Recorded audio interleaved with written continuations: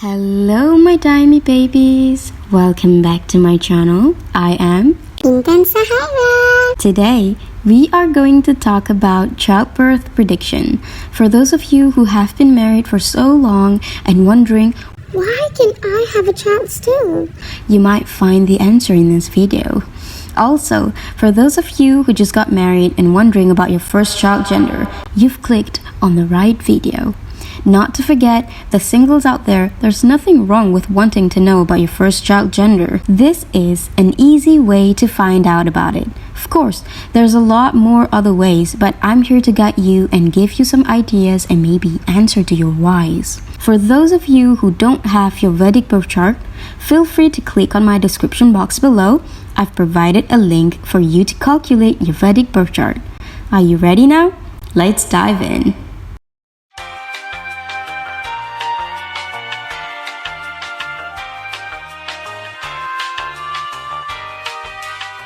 First and foremost, you have to look at the 5th house.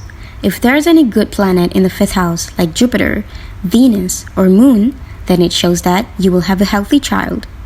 But if there's malefic planet like Rahu, Ketu, Mars, or Sun, there's going to be some problem with having a child. And then you have to look at the Lord of the 5th house.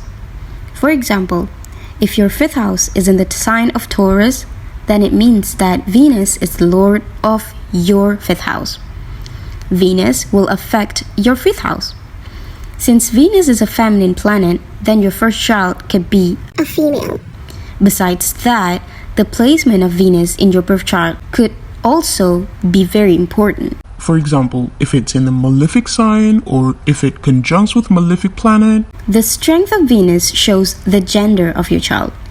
The 6th house, 8th house, and 12th house shows death and sorrow. So childbirth could be denied.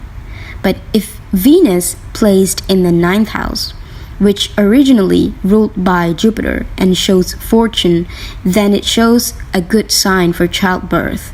Okay? Now, Jupiter is the significator of children.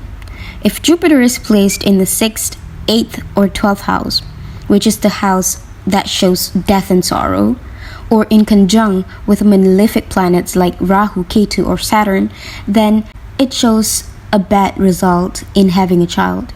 Okay? Or maybe the child's health is going to be bad, or maybe your health when you got pregnant is going to be bad. Okay? You have to be ready for all of those things. You have to also look at the moon placement. If your moon is sitting in the 5th house with benefic planets or aspected with benefic planets, it shows that you will be blessed with many children. However, you need to watch out for any aspect from Rahu, Ketu, and Saturn, because it could give different result, because Rahu, Ketu, and Saturn is malefic, right?